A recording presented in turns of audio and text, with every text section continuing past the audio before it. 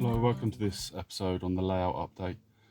Today I'm going to focus on the control panels that I'm building, and this is the first one that I've constructed for the layout, which is going to operate the right hand board. I'm going to go through what I've done here and then show you how I do it on the left hand panel. So as I alluded to in the last episode, this is a standard ABS black box. I picked this up from CPC. I think it was like £6. Then obviously I've done the work on it. So the work consisted of drawing the track plan on the top using masking tape, and then I sprayed it all white, drilled all the holes for fitting the switches, and also drilled the holes and fitted the wiring looms. The controller uses a six pin DIN socket, so this is obviously just drilled in the hole and then attached and then wired on the back. And then the wiring looms, I'm using the old wiring looms I had for the Littleton Bridge layout. They have D-sub connectors on the end. I'm just going to reuse this. Normally I'd have individual coloured wires for each individual thing, so maybe on this one I think this was all used to be point motors, so blue and brown for the left and right toggle and the green was for the common. But just going to reuse them. I've made up a sheet that lists every pin, what the pin does, what colour wire is connected to it, and what it does in the control panel, and then what it also does corresponding on the matching board. Control switches wise, they're double pole, double throw switches, control the isolating sections. All these push buttons will control the points either left or right, and I've also got a push button here because I'm going to be using the Pico uncoupling magnets and the Pico LC couplings for some of the wagons, which will make hands-free shunting possibility on some of the trains. So let's get started on how I've converted the standard box into this. The first job I'm going to tackle is drawing the track panel on the track panel on front of the panel.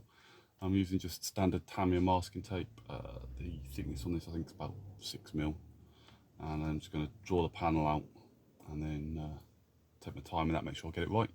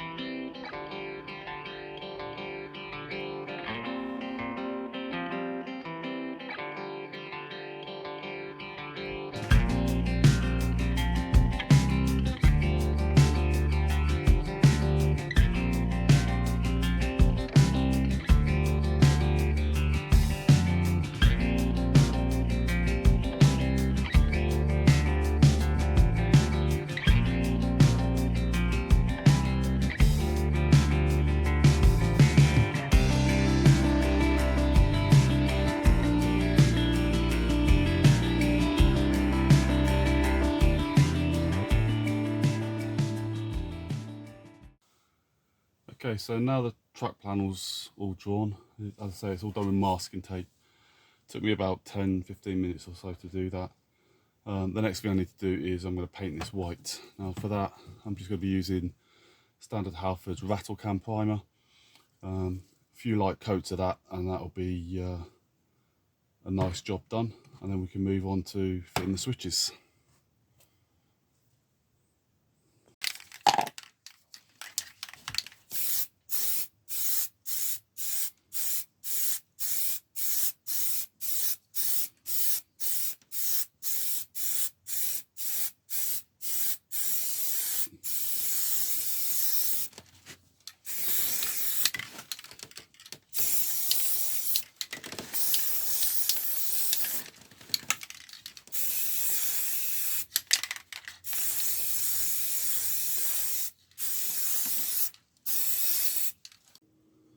Okay, so this has all had time to dry now.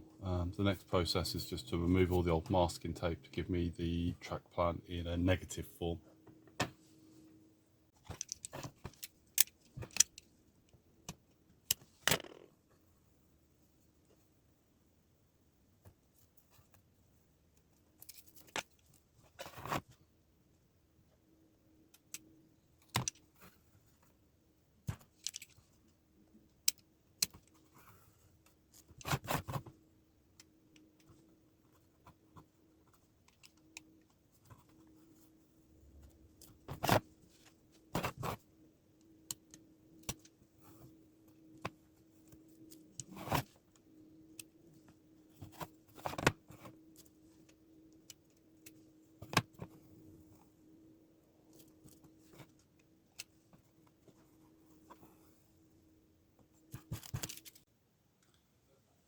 Okay, so the next process I'm going to work through is drilling all the holes for the point switches. Now the switches I use, just these little push to make switches.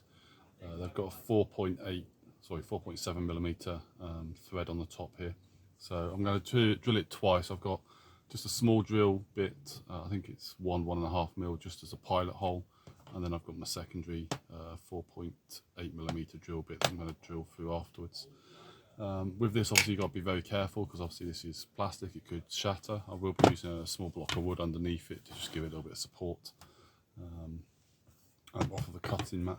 Okay, just as I say, just going to take the time and drill through it really nice and slow.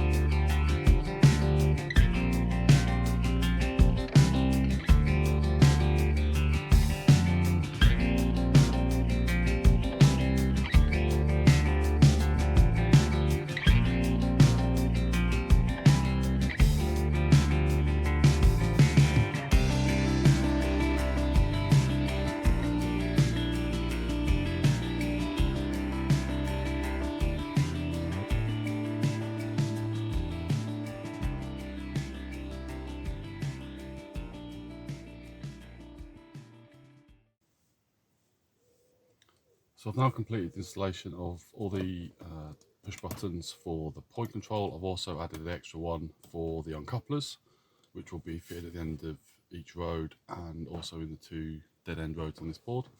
I've now got all the double pole, double throw switches to install. So there's one for each of the sidings, one for the head shunt, and there'll also be an additional one that I'll place somewhere in this sort of area that will be to control the inner road of the fiddle yard, to switch between either the main road controller or the yard controller.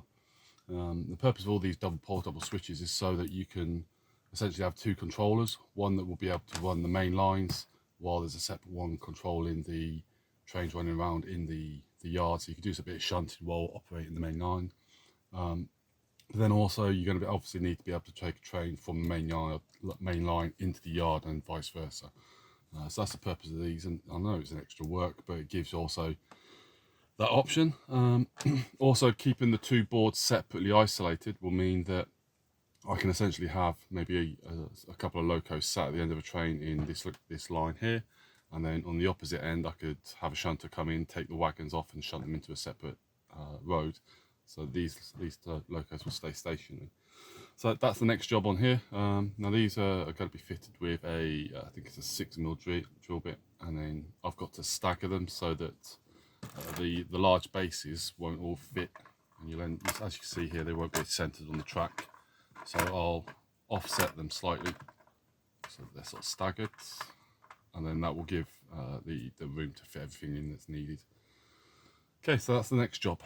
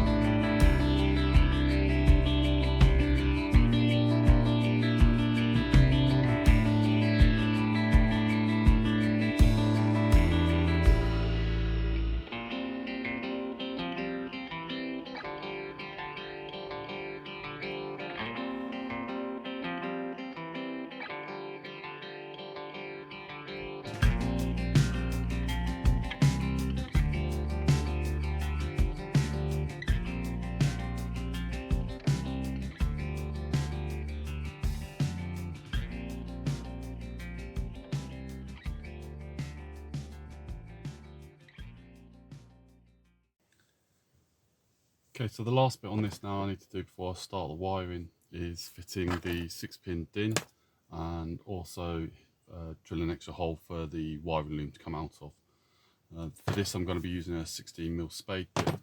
Because of the size of the bit though, I'm going to drill 2 small pilot holes first, just so that they've got something for this to follow. And obviously I've got to take my time with this because obviously I don't want to crack the black plastic.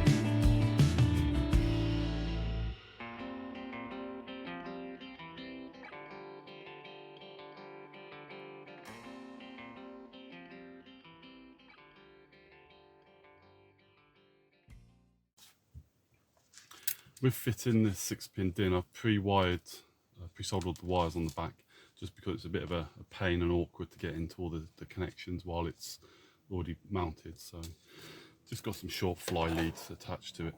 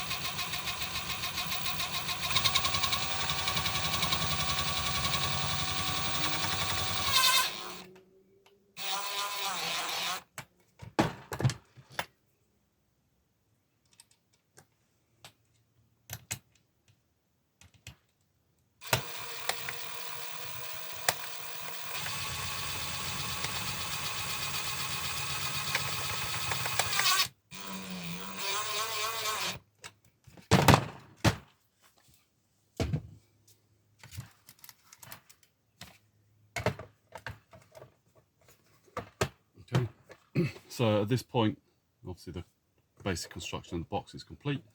The next phase is obviously going to start with wiring. So I'll carry that over into the next video. So hope you've enjoyed watching today's episode, and thanks for watching.